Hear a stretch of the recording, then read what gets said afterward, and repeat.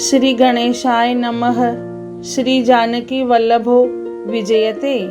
श्री रामचरितमानस प्रारंभ करते हैं। जय सिया राम। अगर मेरे वीडियो आपको अच्छे लगते हैं तो सब्सक्राइब जरूर कीजिए और अपने प्रियजनों परिवारजनों को जरूर शेयर कीजिए और उनको भी प्रोत्साहित करिए ऐसे धार्मिक वीडियो देखने के लिए। श्री रामचरितमानस के सप्तम सोपान उत्तर कांड में 9वां खंड प्रारंभ करते हैं। हे गरुड़ जी, ऐसी ही श्री रघुनाथ जी की यह लीला है जो राक्षसों को विशेष मोहित करने वाली और भक्तों को सुख देने वाली है। हे स्वामी, जो मनुष्य मलिन बुद्धि विषयों के वश और कामी है वे ही प्रभु पर इस प्रकार मोह का आरोप करते हैं। जब जिसको कंवल आदि नेत्र दोष होता है तब वह चंद्रमा को पीले रंग का कहता है। हे पक्षीराज, जब जिसे दिशा भ्रम होता है तब वह कहता है कि सूर्य पश्चिम में उदय हुआ है। नौका पर चढ़ा हुआ मनुष्य जगत को चलता हुआ देखता है और मोहवश अपने को अचल समझता है। बालक घूमते चक्राकार दौड़ते हैं, घर आदि नहीं घूमते, पर वे आपस में एक दूसरे को झूठा कहते हैं। हे गरुड़ जी, श्री हरि के विषय में मोह की कल्पना भी ऐसी ही है। भगवान में तो स्वप्न में भी अज्ञान का प्रसंग अवसर नहीं है, किंतु जो माया के वश मंद बुद्धि और भाग्यहीन है और जिनके हृदय पर अनेकों प्रकार के पर्दे पड़े हैं, वे मूर्ख हठ के वश होकर संदेह करते हैं और अपना अज्ञान श्री राम जी पर आरोपित करते हैं। जो काम क्रोध मद और लोभ में रत है और दुख रूप घर में आसक्त है, वे श्री रघुनाथ जी को कैसे जान सकते हैं। वे मूर्ख तो अंधकार रूपी कुएं में पड़े हुए हैं। निर्गुण रूप अत्यंत सुलभ सहज ही समझ में आ जाने वाला है, परंतु गुणातीत दिव्य सगुण रूप को कोई नहीं जानता। इसीलिए उन सगुण भगवान के अनेक प्रकार के सुगम और अगम चरित्रों को सुनकर मुनियों के भी मन को भ्रम हो जाता है। हे पक्षीराज गरुड़ जी, श्री रघुनाथ जी की प्रभुता सुनिए। मैं अपनी बुद्धि के अनुसार वह सुहावनी कथा कहता हूँ। हे प्रभु, मुझे जिस प्रकार मोह हुआ वह सब कथा भी आपको सुनाता हूँ।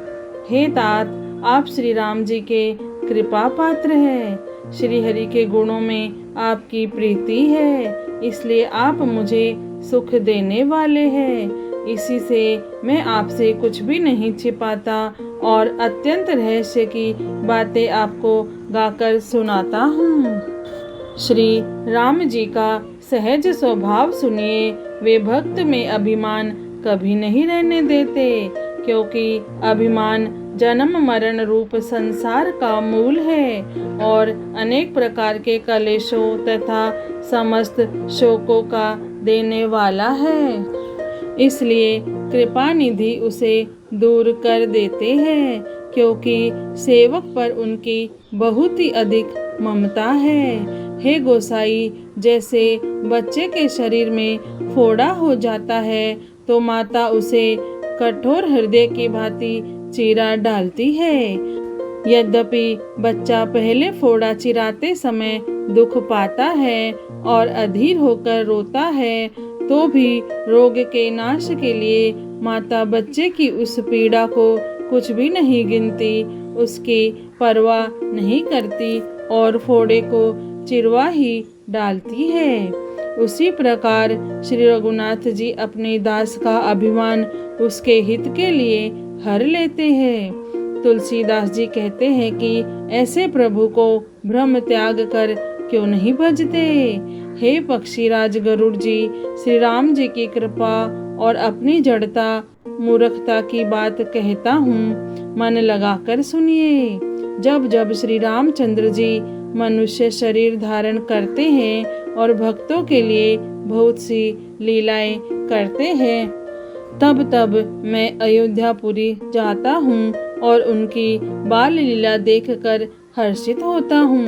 वहाँ जाकर मैं जन्मोत्सव देखता हूँ और भगवान की शिशु लीला में लुभाकर 5 वर्ष तक वहीं रहता हूँ।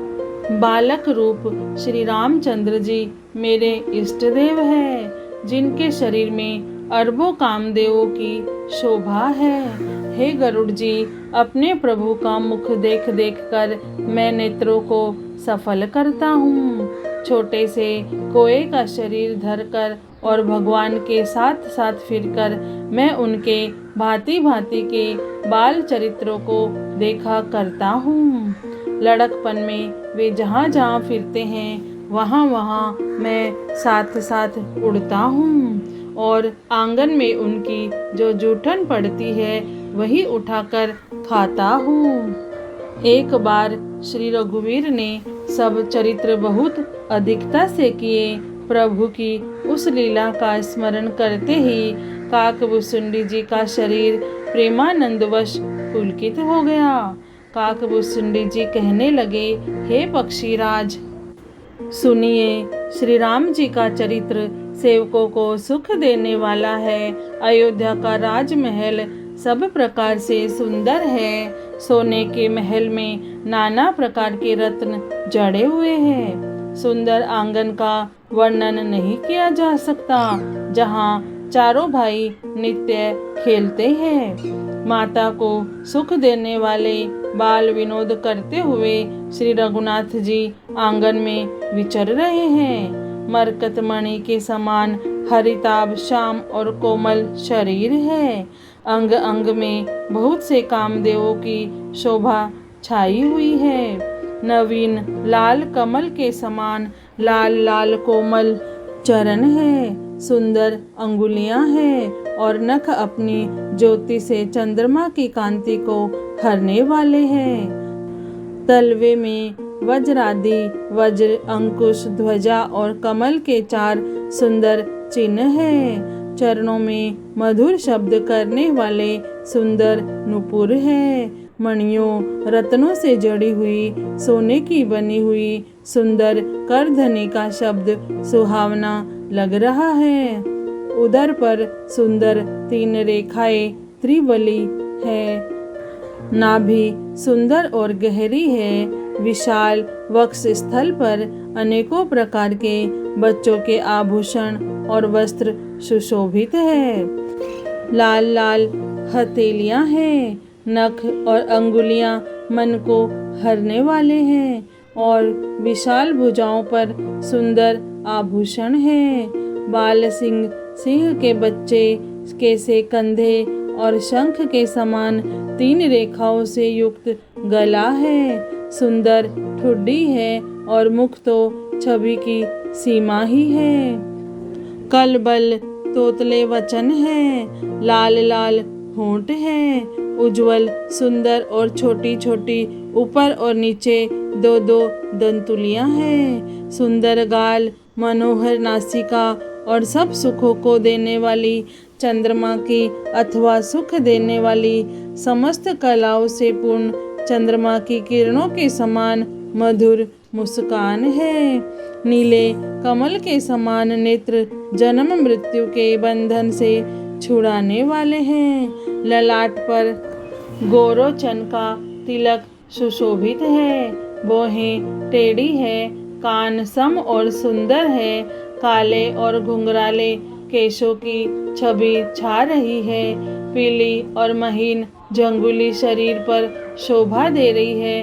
उनकी किलकारी और चितवन मुझे बहुत ही प्रिय लगती है। राजा दशरथ जी के आंगन में विहार करने वाले रूप की राशि श्री रामचंद्र जी अपनी परछाई देखकर नाचते हैं और मुझसे बहुत प्रकार के खेल करते हैं। जिन चरित्रों का वर्णन करते मुझे लज्जा आती है, किलकारी मारते हुए जब वे मुझे पकड़ने दौड़ते और मैं भाग चलता तब मुझे पुआ दिखलाते थे।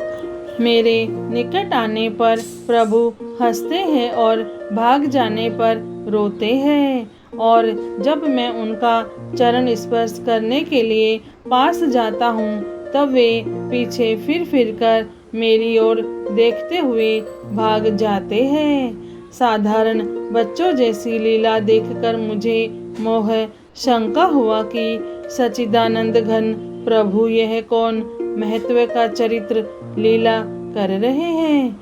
हे पक्षीराज, मन में इतनी शंका लाते ही श्री रघुनाथ जी के द्वारा प्रेरित माया मुझ पर छा गई, परंतु वह माया न तो मुझे दुख देने वाली हुई और न दूसरे जीवों की भांति संसार में डालने वाली हुई। हे नाथ, यहाँ कुछ दूसरा ही कारण है। हे भगवान के वाहन गरुड़ जी, उसे सावधान होकर सुनिए। एक सीतापति श्री राम जी ही अखंड ज्ञान स्वरूप है और जड़ चेतन सभी जीव माया के वश है। यदि जीवों को एक रस अखंड ज्ञान रहे तो कहिए फिर ईश्वर और जीव में भेद ही कैसा।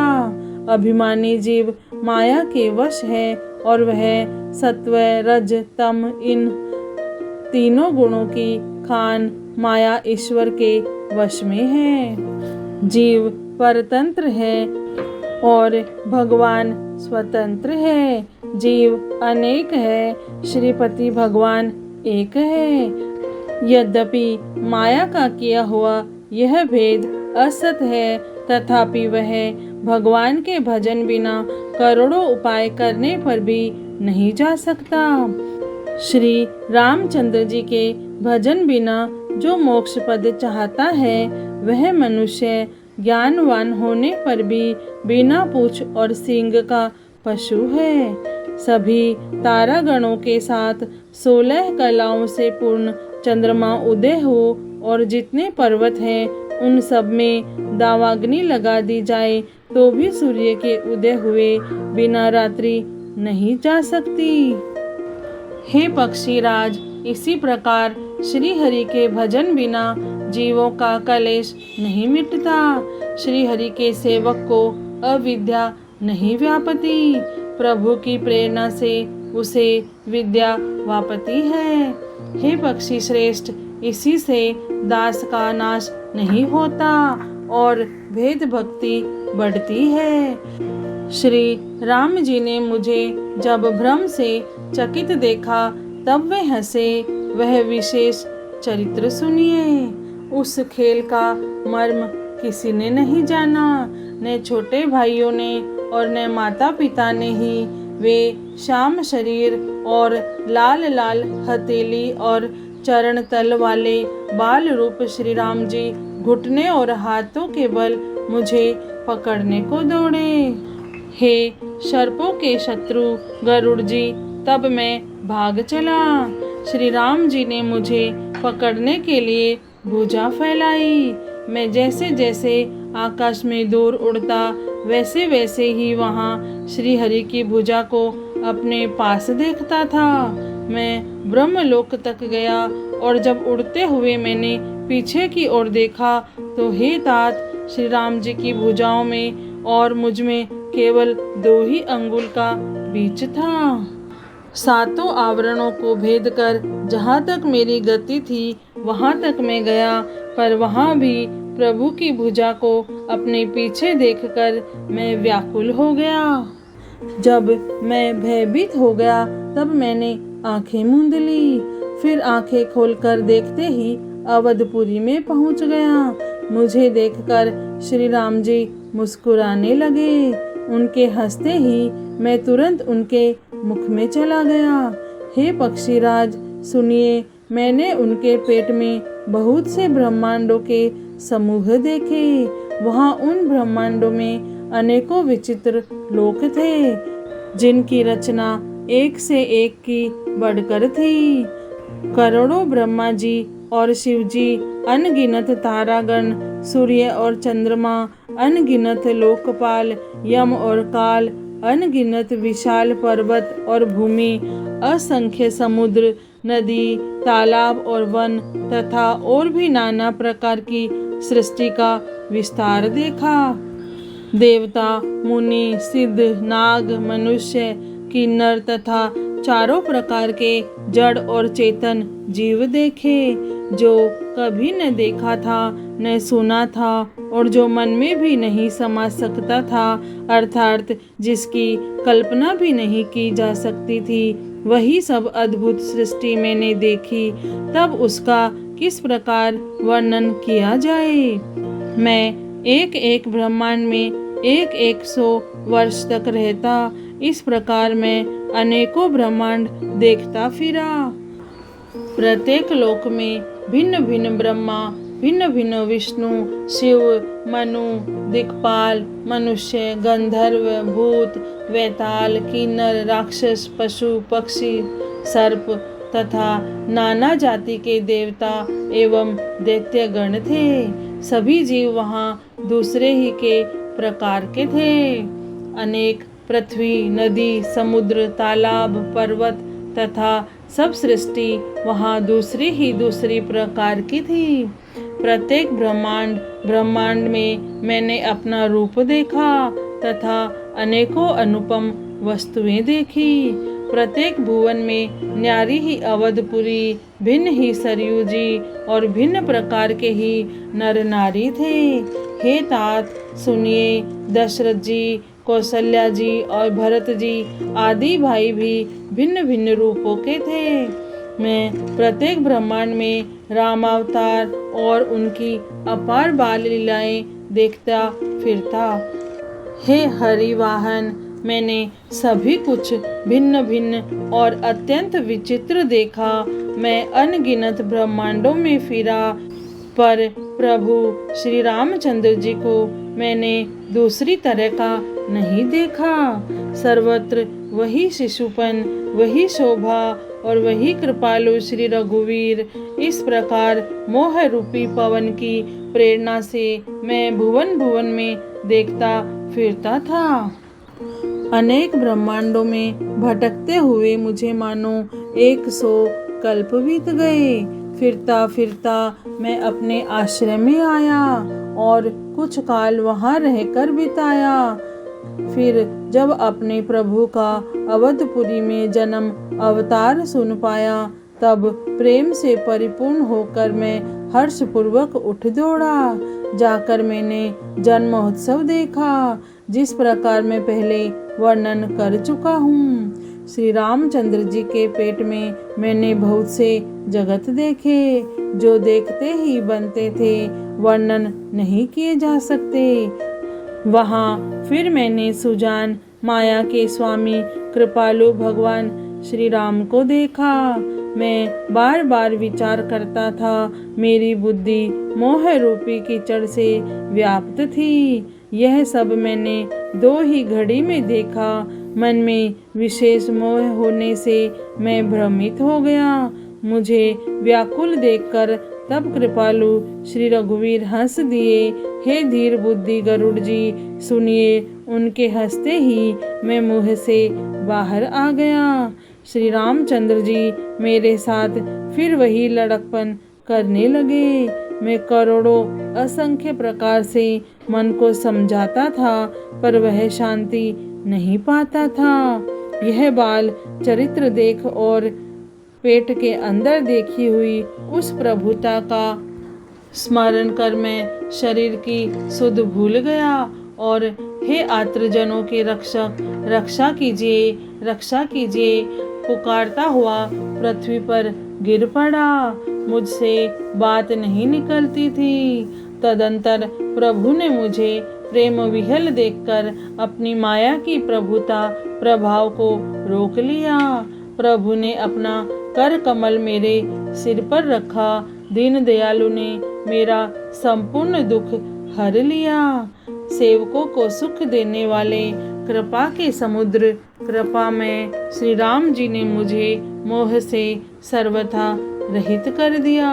उनकी पहले वाली प्रभुता को विचार विचार कर याद कर करके मेरे मन में बड़ा भारी हर्ष हुआ। प्रभु की भक्त वत्सलता देखकर मेरे हृदय में बहुत ही प्रेम उत्पन्न हुआ। फिर मैंने आनंद से नेत्रों में जल भरकर पुलकित होकर और हाथ जोड़कर बहुत प्रकार से विनती की। मेरी प्रेम युक्त वाणी सुनकर और अपने दास को दीन देखकर रमा निवास श्री राम जी सुखदायक गंभीर और कोमल वचन बोले। हे काकभूषणी, तू मुझे अत्यंत प्रसन्न जानकर वर मांग। अणिमा आदि अष्ट सिद्धियां, दूसरी रिद्धियां तथा संपूर्ण सुखों की खान, मोक्ष, ज्ञान, विवेक, वैराग्य, विज्ञान, तत्व ज्ञान और वे अनेकों गुण जो जगत में मुनियों के लिए भी दुर्लभ है, ये सब मैं आज तुझे दूंगा। इसमें संदेह नहीं है। जो तेरे मन में भावे सो मांग ले। श्री रामचरितमानस के सप्तम सोपान उत्तर कांड में 9वां खंड पूर्ण हुआ। जय श्री राम, जय सिया राम।